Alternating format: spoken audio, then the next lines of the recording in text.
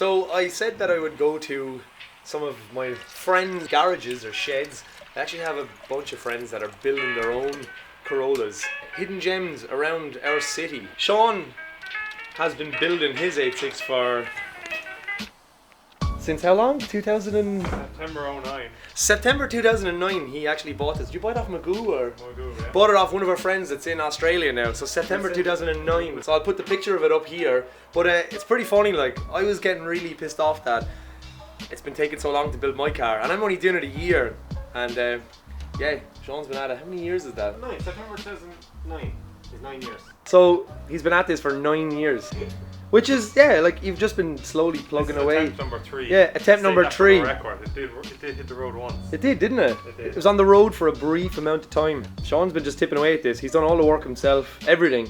All his metal work, all the engine work, paint work, everything. So the entire car in this shed, it's been in here since 2009. A lot's happened since then, but you still have the car, which is very impressive. It's not far away from being back on the road now, really, is it? No, not too bad. Next year? I don't put goals anymore. Not anymore, I guess. Once we don't hit the 10-year mark, I'll be happy. Well, you're really not far off. So he's done all the metalwork himself. The last time I was here, it was all rawly exposed, but he's patched it all up now. The interior is starting to go back in fully. You have all the nice interior as well, is it? What year is it? Well, this is 84. So it's an 84, but you have the late spec interior now, which is the nicest. But I want to go with the... You're going to go... The early spec front. Yeah. But the leave base. You're going to go for the early spec front bumper and stuff? Yeah. Thank you. So you're building your ECU as well then? Yeah, mega sweaty, yeah. So Sean is the ultimate DIY enthusiast, I guess. So, no way. So there obviously, what, you go online and there's a instruction? Pretty much, yeah. It's the generic wiring harness, so Yeah. you just need to figure it out. So you've done absolutely everything, really, like. Even build your own fucking ECU. Ireland imported so many front-wheel drive 11s that they're just such an easily available engine over here, and it's the best bang for a buck, really, you know. If you wanted to build a 170 horsepower 16 valve, it'd probably cost you about 3 or 4 grand, it seems. The same thing I'm gonna do, it's just the perfect formula, does the job. Got the Ford ignition and stuff. And so me and Sean have known each other a really long time. His car is probably the second ever feature on Juicebox of his Starlet. What exhaust are you going for then? Oh yes. Oh yeah. So there's your exhaust. It's so handy having an old pit that probably doesn't get used just for storage. You got brand new Hayashis, 9Js. It's kind of funny that the two brothers have AE86s, so we will show you Barry's car next.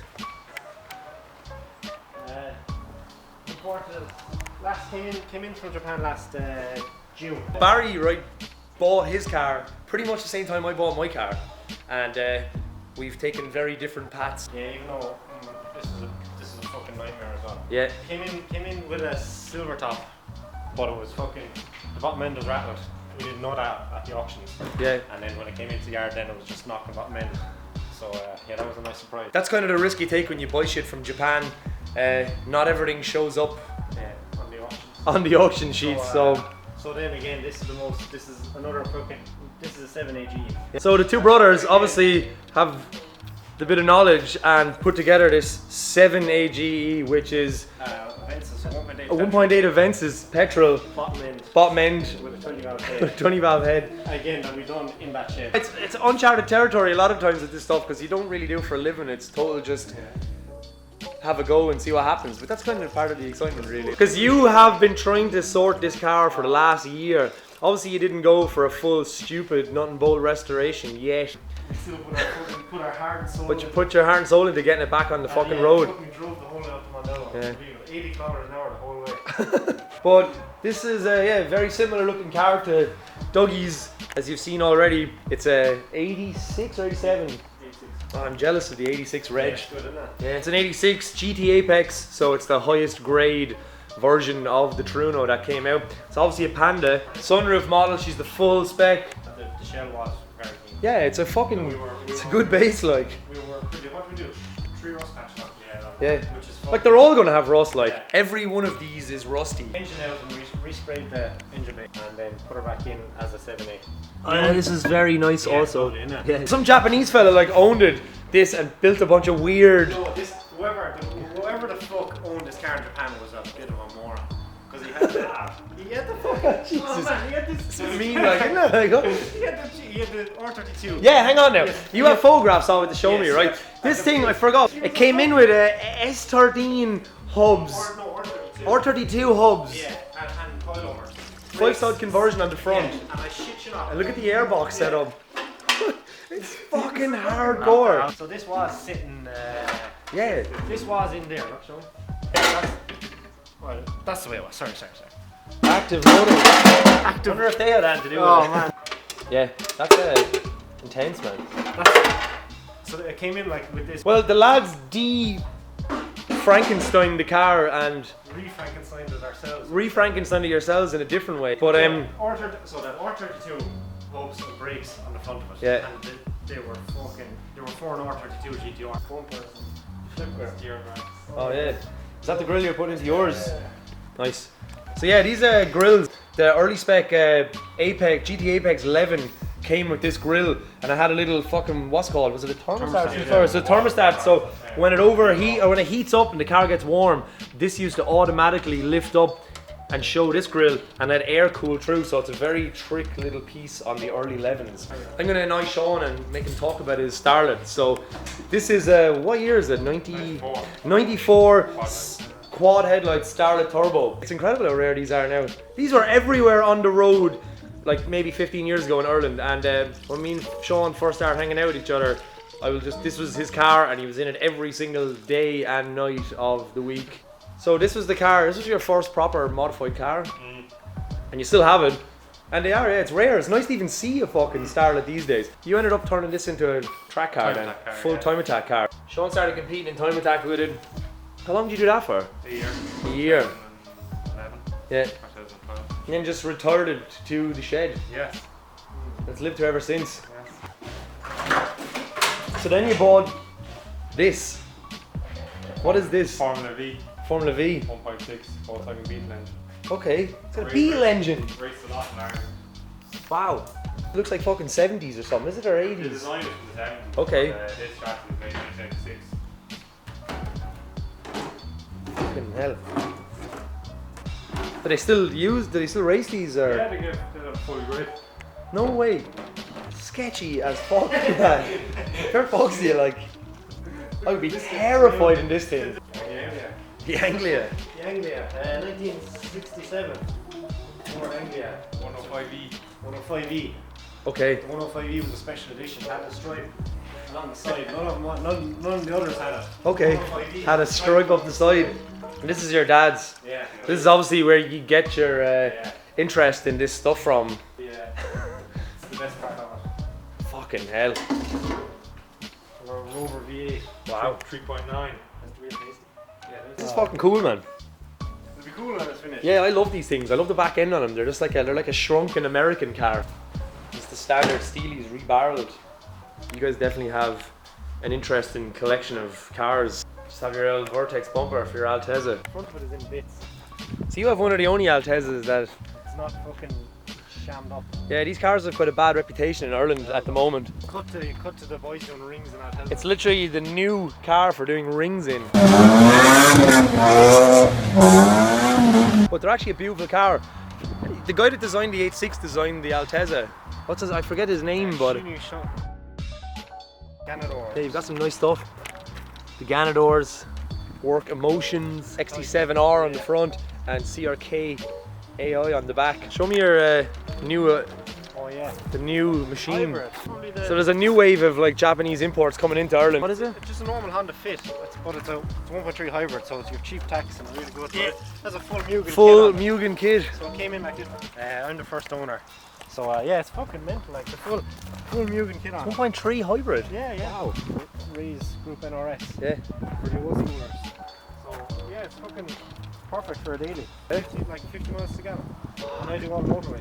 Hope you enjoyed the guys' sheds. It's pretty cool that, just some of our friends that are doing their own stuff, just building their own 86s, their own different projects. I want to show you more of the stuff around our local area and maybe around Ireland and stuff. There's a lot of really interesting stories of friends that are just building their own cars. Nice to just give you an insight into what's hiding behind a few doors. Hope you enjoyed this, and yeah, I'll definitely be doing more of this stuff in the future.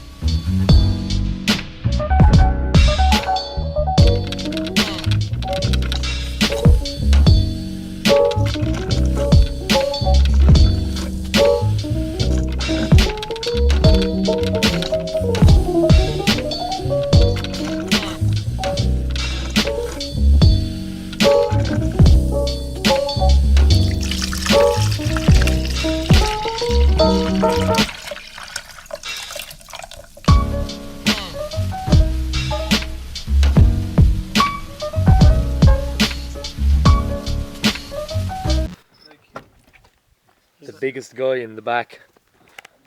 We're gonna go for food in Barry's car because it's a car and that's what they're made to do, go to places. People not give you shit over that now. No, the fuel pump hasn't even started yet. Like the first maybe 2 or 3 minutes of a run in the fuel pump is normal and quiet. Yeah. Oh, it's on, it's coming. Here it comes. Alright, he's got the noisiest fuel pump ever. Oh. It's like I'm in the fuel pump.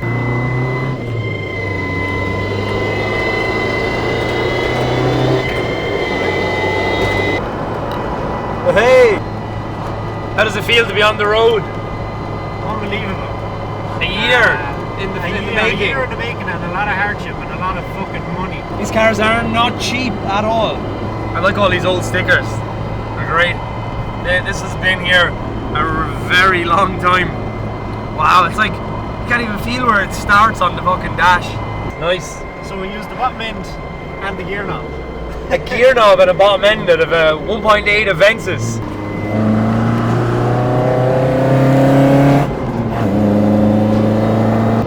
And you got the cruiser fucking armchair bride. I don't know what you're saying at all. The fuel pump is very nice. Did you try another fuel pump? I have one in the shed, you can borrow it if you want. You need to drop the fuel What? pump. Eventually you don't hear it anymore. No, I can't hear anything. So it was like this. Update 6 Fest, 400 kilometers. 400 kilometers with this noise. What pump is it like? I think it's a Bosch, but I'm not sure. It's about 10 airplane pumps.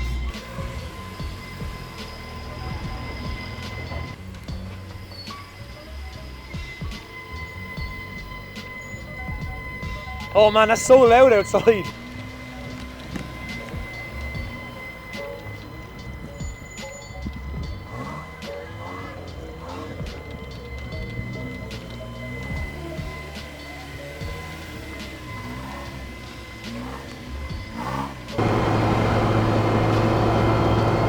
How you getting on? Good now. Up the hill. Still enjoying the fuel pump.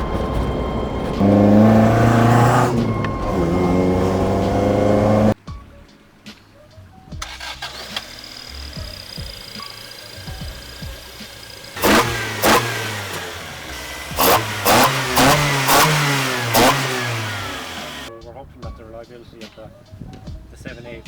Yeah, you went for the Chinese rods and Yeah, max speed racing. yeah, you're the first guinea pig out of all of us. Yeah. And again, it was built. And it was built in your shed. Yeah. The toy rings. There's one of the 5, and then So yeah, how many years have you wanted one of these? again, Squell's car. Same thing for him and me. Swell's brown car, which used to be silver, is the reason why we are obsessed with these cars. And Seeing Deo's as well. yeah, and Deo's car as well. I guess a lot of our friends growing up had these, so we're only getting around to having them now. That's one of the main reasons why I'm not going to do this paint scheme, because Barry and Brian Duggan have basically the exact same scheme, so it's kind of taken already amongst the friends. Can't have 3 of the same car. You were the second person in Ireland to buy these wheels. You've wanted one of these cars since you were a kid. Yeah.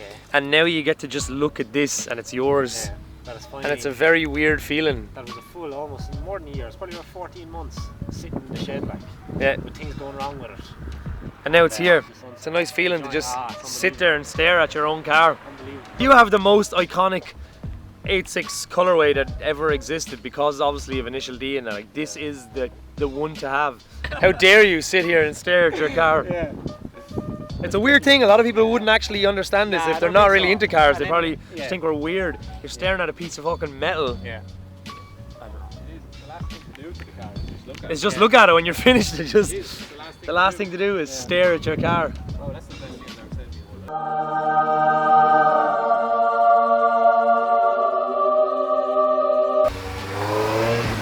you. There's a free weighing scales in Dunmore where you can weigh your car and look in the window. 1,000. You can't really see, but there's a little screen in there and it tells you the weight of the car. This was inside in the glove box from Japan. Little Was initial the D initial keyring. D keyring.